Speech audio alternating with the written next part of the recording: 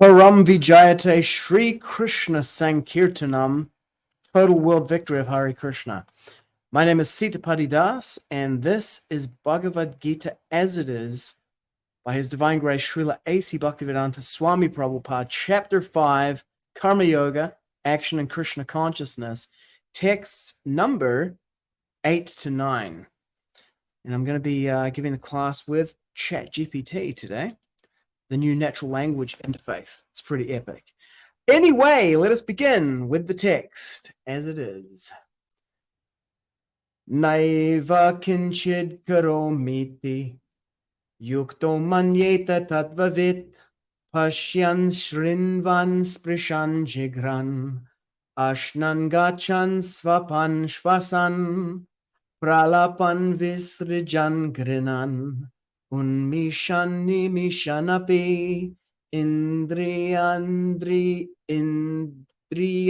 indriya-artheṣu, vartanta iti dhārayan.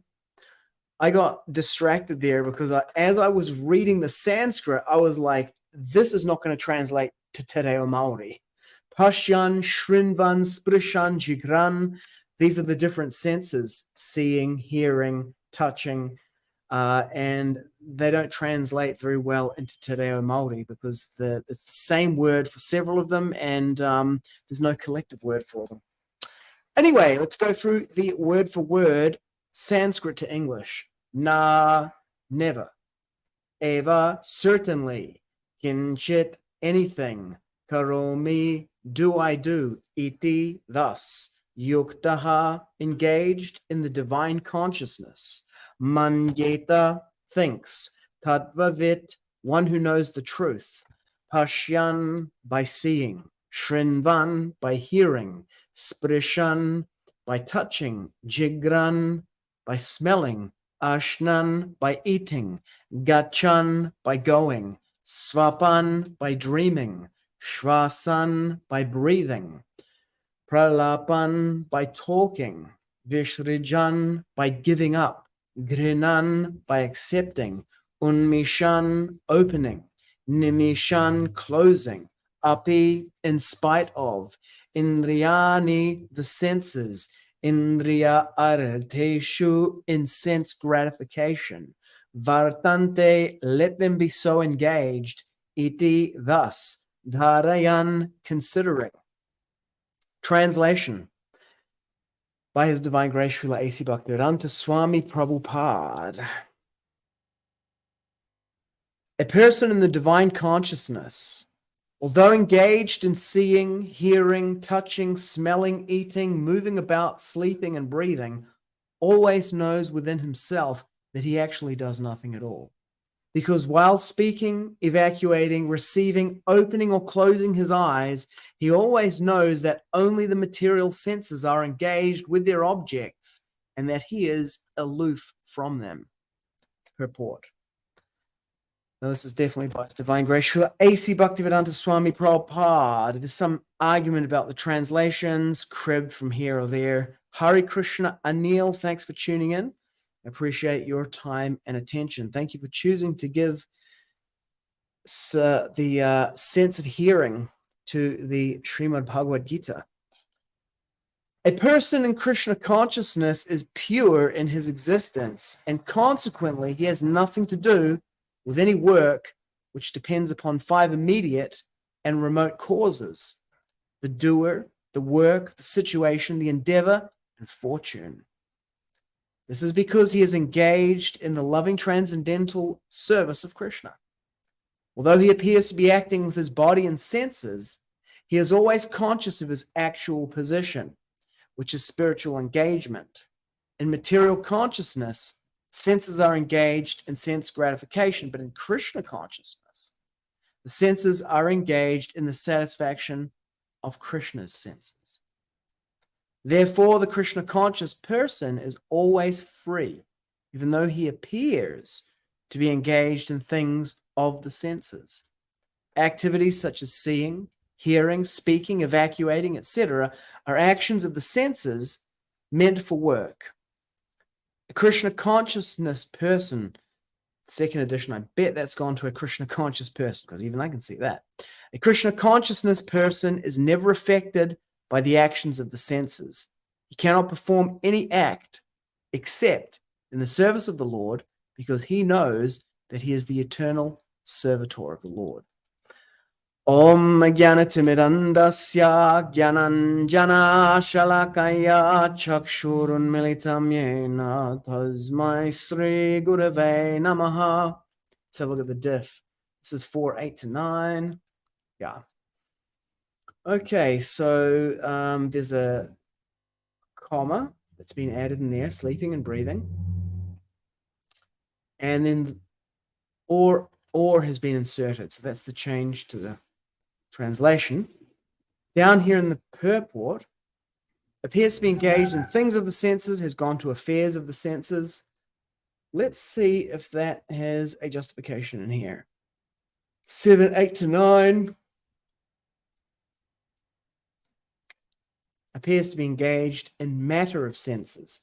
So from things to affairs, but not matters, which is what it originally said. Let's have a look at the original manuscript. The manuscript.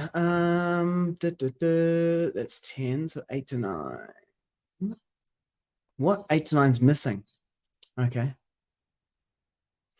Are engaged in the matter of sense gratification. So 153 is missing. Page 152, page 154. So the last part of the purport is contained here. But yeah, it says the matter. So they went from things to affairs. Original text says the matter. Engaged in the matter of sense gratification. Okay. Activities such as seeing, hearing, seeing and hearing. I'll type a skip here.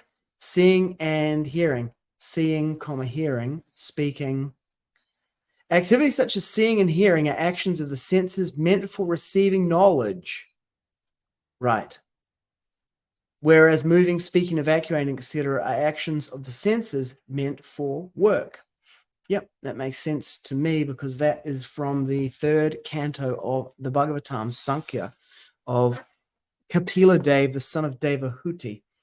And if we have a look here, we'll see that it skips from one line to the next. Activities such as seeing, hearing, etc. are actions of the senses for receiving knowledge while going, speaking, evacuating. Okay, that's not a clean cut of missing out one line. Let's have a look at the note here. The original manuscript. Okay.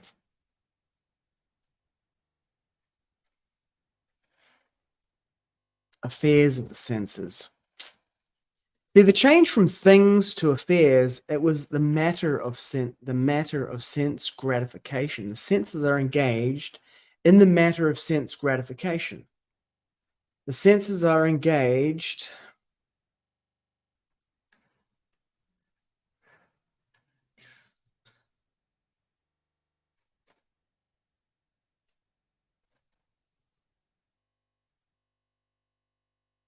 where is this change? Yeah, in sense gratification, even though he appears to be engaged here, even though he appears to be engaged in things of the senses, even though he appears to be engaged in the matter of senses, in the matter of senses. Wow, okay. Even though he appears to be engaged in the matter of senses, the matter of senses, the affairs of the senses, in things of the senses, in the matter of senses, appears to be engaged. This is a spurious change. Why from things to affairs? It says the matter of senses. You see, the word matter actually can be interpreted as the things, like matter as a thing, or matter as an affair, the matter of.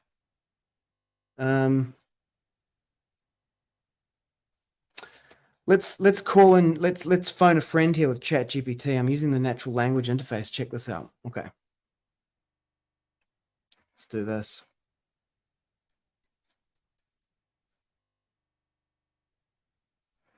Go to my history, so I'm not. Let's try this. Okay, so here we go. Connecting. Tell me about the word matter in English. Certainly. The word matter in English is quite versatile and has multiple meanings and uses. 1. Substance or material. Things. Matter can refer to a physical substance or material. For example, everything around us is made up of matter, solids, liquids, and gases. 2. Subject or topic. It can also refer to a subject or topic of concern or discussion. For example, what's the matter, or this is a matter of great importance. 3. Situation or fact. It might indicate a situation or fact, especially one of importance, like the matter at hand is quite serious. Yeah. 4. Problem or issue. It's often used to refer to a problem or issue, as in, is there a matter I should be aware of? 5. Significance. In phrases like, it doesn't matter, the term indicates significance or relevance. 6. To be of consequence or importance.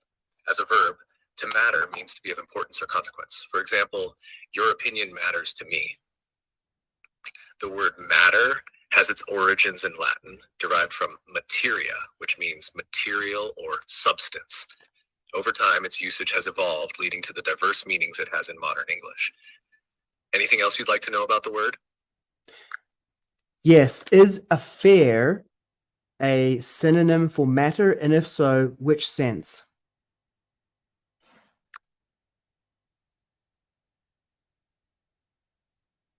Yes, affair can be a synonym for matter in certain contexts, particularly when referring to events, incidents, or situations that are of concern or interest. In this sense, it aligns most closely with the second and third meanings I mentioned earlier. 2, subject or topic, as in this is a private affair or this is a matter of great importance. 3, situation or fact. For instance, the whole affair was rather embarrassing, or the matter at hand is quite serious. However, it's worth noting that affair has other meanings as well, such as a romantic or sexual relationship, e.g., a love affair, or a social event or gathering, e.g., a formal affair. Context is key when determining the specific meaning of both affair and matter. Okay, and what about thing? Is that a synonym for matter? And if so, in which sense?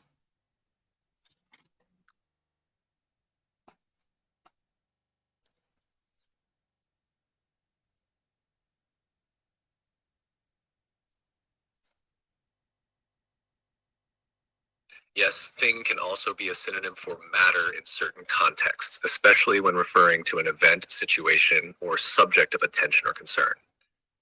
Here's how it aligns with the meanings of matter I mentioned earlier. 1, physical substance. While thing can refer to a physical object or item, it's less common to use thing as a synonym for matter in the sense of physical substance. 2, subject or topic. This is a common overlap. For example, what's the thing you wanted to discuss is similar to saying, what's the matter you wanted to discuss? 3, situation or fact. Thing can also be used in this sense. This is the thing we need to focus on is similar to, this is the matter at hand. Again, context is crucial when interpreting the meaning of both thing and matter. The word thing is very general and can refer to a wide range of subjects, objects, or situations, making it a versatile word in the English language. Okay, if I have a sentence fragment that says, he appears to be engaged in the matter of the senses. No, let me say that again. If I have a sentence fragment that says, he appears to be engaged. The sentence fragment, he appears to be engaged in the matter of the senses, suggests that the No, my sentence fragment says, he appears to be engaged in the matter of senses.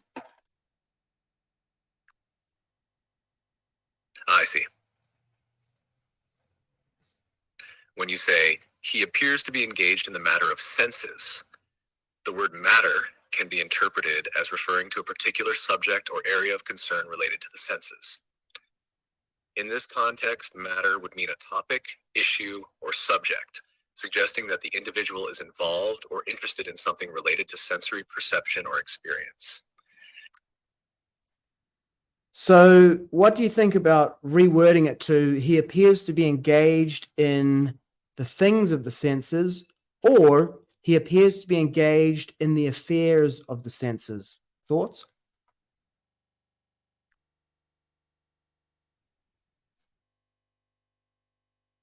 Both rewordings convey a similar meaning to the original, but with subtle differences in nuance. 1. He appears to be engaged in the things of the senses. This phrasing suggests a broader involvement in various aspects or elements related to sensory perception. The word things can encompass a wide range of items or concepts related to the senses. 2. He appears to be engaged in the affairs of the senses. This phrasing feels a bit more formal and might suggest a deeper or more intricate involvement in matters related to sensory perception. The term affairs can imply organized activities or concerns. Between the two, affairs of the senses seems to carry a weightier, more profound connotation, while things of the senses feels more general.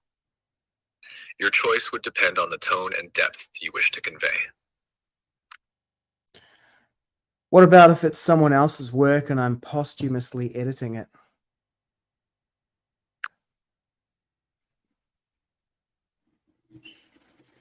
If you're editing someone else's work posthumously, there are several factors to consider. 1. Ethical considerations.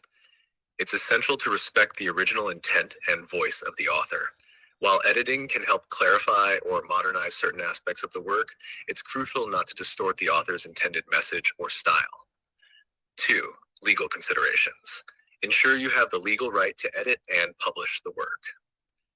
Copyright laws can be complex, especially when dealing with posthumous works, so it might be wise to consult with a legal expert if you're unsure. 3. Contextual understanding. Make sure you understand the historical, cultural, and personal context in which the work was written. This will help you make informed decisions about any changes. 4. Feedback. It might be helpful to get feedback from others who are familiar with the original work or the author's style and intent. This can provide a more rounded perspective on any changes you're considering. Regarding your specific question about rewording the sentence, if the original phrasing is, he appears to be engaged in the matter of senses, and you believe that the rewordings you suggested, things of the senses or affairs of the senses, would provide clarity or improve readability without altering the original intent, then it's a reasonable consideration. However, always weigh the potential benefits of the changes against the importance of preserving the author's voice and intentions.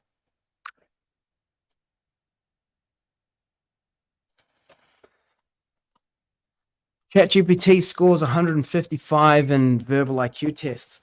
I mean, we're going to do an episode with Ajit Krishna on Vaishnava Voices podcast, talking about a recent video that came out talking about the editorial changes.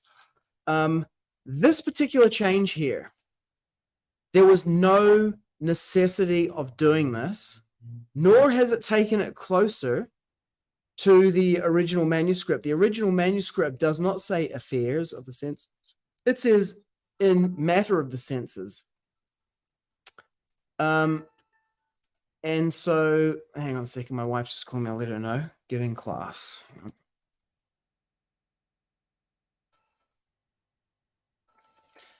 Okay, so this change got made Krishna consciousness to Krishna conscious. But to this other point here, you know, in the presentation, a recent presentation talking about how, talking about, you know, the normal propaganda about why these changes were made, errors, transcription, people who didn't know what they're doing. There's nothing wrong with this.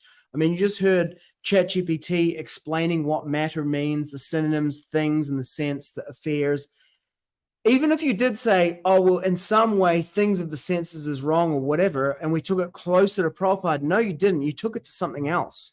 That's not what Prabhupada said. He said matter of senses. And then you've changed it to affairs of the senses. Why? Why? It has no justification in here. It's a personal idiomatic choice, editorial decision. Now, that is what it is, right? My point here is, and this is objective, this is not subjective, argumentation about it. That category of changes, idiomatic language editing to change it to a personal editor's preference, is not acknowledged. They're out here saying that, oh, it's because errors were made and the inexperienced editors got it wrong. They didn't understand the philosophy. Here's a clear error in here. A Krishna consciousness person is never affected. And you can see that in the original, it says, therefore, the Krishna conscious person is always free. A Krishna conscious person is never affected here. And I picked that up in reading it here. That's a clear and obvious change, a fix, a Krishna conscious person. Okay, sure. But this one here doesn't fit into that category. And they lie by omission by not acknowledging that those kind of changes are in there, along with several other categories of changes. Anyway, look forward to the whole episode that we're going to do with our boy Ajita Krishna. Hare Krishna, Michael McNeish, she says that's some epic language analysis. Yeah, ChatGPT, it's like it passes the Turing test. I can't tell that I'm not talking to a highly intelligent human. I've met humans who are close to that. Like I wrote my 2008 paper about the defending Srila Prabhupada's books against annotation, and I had a fellow editor who helped me to write that, and he's talking to him is like talking to ChatGPT like that. What are you going to do when it's ChatGPT could edit the book better than a human could? Anyway, let's move along here. So we got all the changes done now. Let's go back to the meaning of the verse. A person in the divine consciousness, even though he's doing all these things, he knows that he's actually doing nothing at all. The material senses are engaged with their objects and he's aloof from them.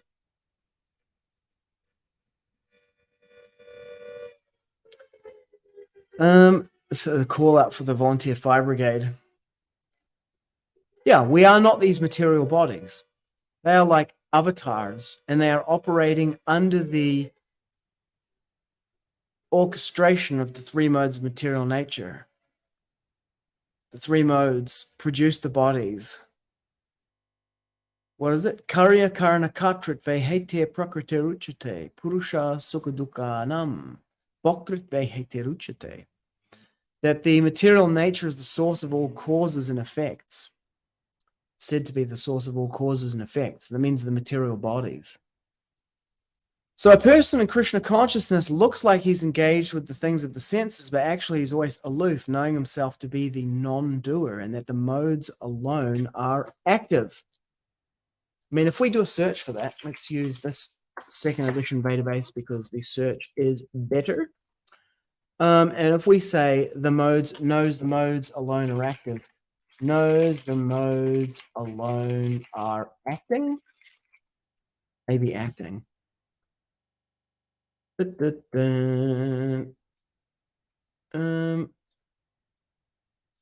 in the Bhagavad-gita.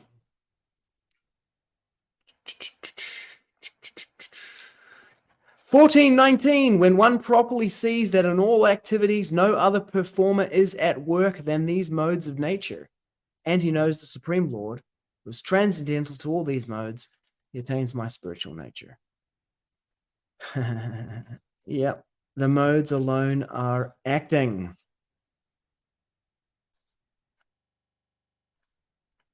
This is the three modes of material nature, the chapter dedicated to it in chapter 14. Why is Krishna saying this to Arjuna? Let's have a look. So Isabella and Prahlad gave the last 4 classes. I love this verse here, 5:4. Only the ignorant speak of karma yoga and devotional service as being different from the analytical study of the material world. You know what? I'm going to add this 5.4 to the beginning of the Vedic Intel report. Only the ignorant speak of karma yoga and devotional service as being different from the analytical study of the material world, Sankhya.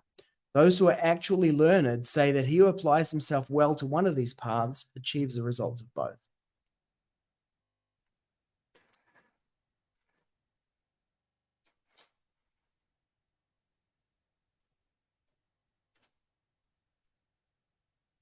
Which of the two is more beneficial? So, yeah. Unless one who knows that the position reached by means of renunciation can be attained by works and devotional service, and who therefore sees the path of works and the path of renunciation are one, sees things as they are. Unless one is engaged in the devotional service of the Lord, mere renunciation of activities cannot make one happy.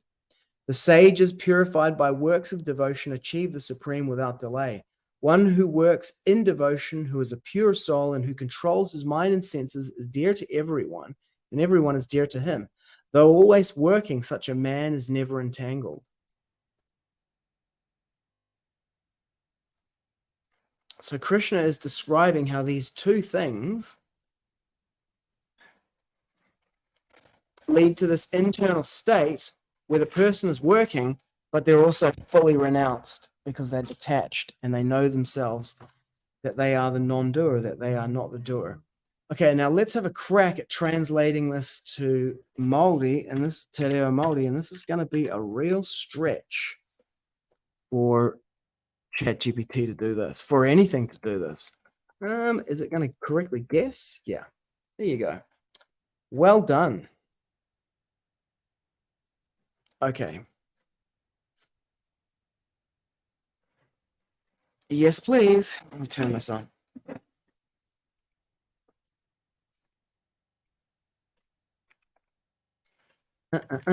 So we're doing a podcast in 1.5 hours and 90 minutes with Kante Das. Hongi, breath, kai, food. What else do I recognize? Mohio.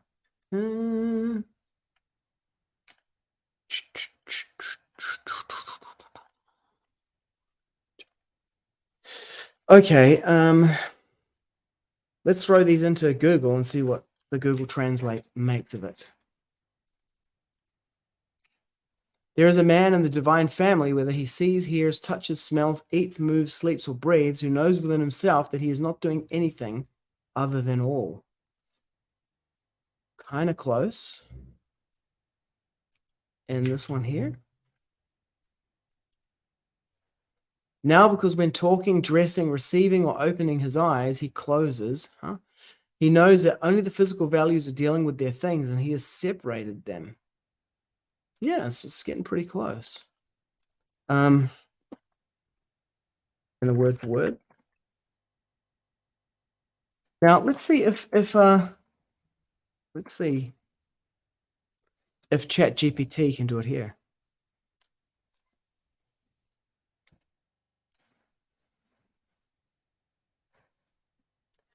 Hey, what is the Sanskrit text of Bhagavad-gita, chapter 5, text 8?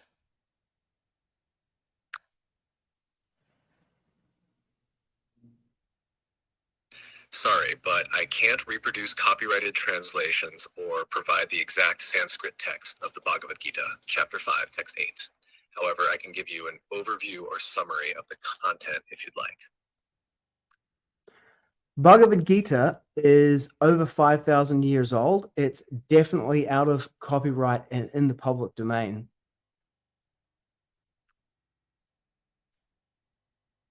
I apologize for the oversight.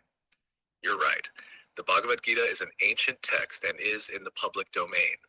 Here's the Sanskrit text of Bhagavad-gita, chapter 5, text 8. Now, kiñcit karomīti yukto manyeta tattvavit. Paśyañ śṛṇvan spṛśañ jighrann gacchan svapan śvasan. It's always a good idea to consult a trusted translation or commentary to understand the meaning of this verse in its proper context. Would you like a brief summary of its meaning? Can you give me a translation to English, please? Of course, the Bhagavad-gita, chapter 5, text 8, is generally translated as, a person in the divine consciousness, although engaged in seeing, hearing, touching, smelling, eating, moving about, sleeping, and breathing, always knows within himself that he actually does nothing at all. This verse emphasizes the idea of detached action, where one performs activities without getting entangled in the fruits or results of those actions. This is a central theme in the Bhagavad-gita. Always keep in mind that different translators might provide slightly varied interpretations, but the essence usually remains consistent. Thank you. Now please give me a translation of that into Te Reo Māori.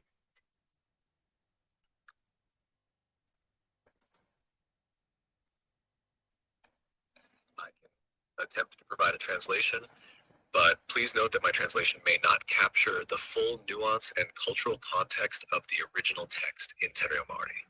It's always best to consult with a native speaker or expert in the language for a more accurate and culturally sensitive translation.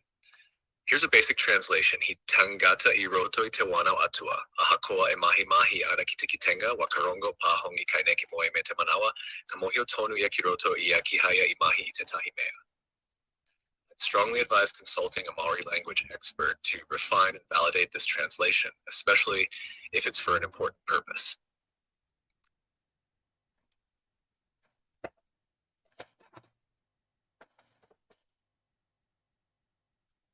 He tangata kei roto I te whanoatua. Yeah, okay, so whanau is being translated as consciousness. It means family. Yeah, divine consciousness. Whanau atua, divine consciousness, but it means like divine family. Aha ko e mahi ana ki. E mahi ana ki te kitenga. It's given a significantly different translation. Yeah, here we go. Let's try this translation and see what Google makes of this.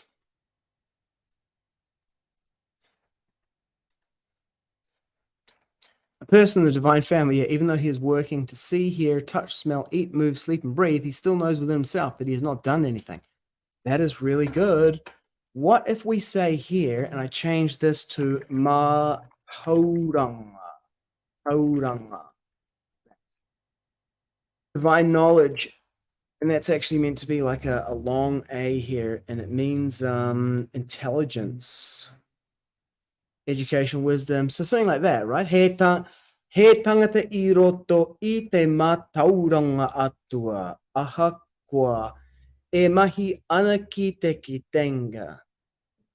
Whakarongo pa hongi kai neke moe me te manawa ka mohio tonu ia ki roto I a ia ki hai ia I mahi I te tahi mea. Woo! Google can't say it. Okay, back to the Sanskrit to finish. What's happening here? Oh, you're not getting to see any of this. You didn't get to see any of these things I just did? Whatevs. Okay, the Sanskrit to finish, to close. Naiva kiñcit karomīti yukto manyeta tattvavit paśyañ śṛṇvan spṛśañ jighrann aśnan gacchan svapan śvasan pralapan visṛjan gṛhṇann unmiṣan nimiṣann api indriya-artheṣu vartanta iti dhārayan. Hare Krishna. Thanks for tuning in. Bhakta Rawidi Sears Natai. Hare Krishna. Param Vijayate Shri Krishna Sankirtanam. Total world victory of Hare Krishna. Tune in another 90 minutes for our conversation with Conte Das about Srila Prabhupada and public opinion. Total world victory of Hare Krishna.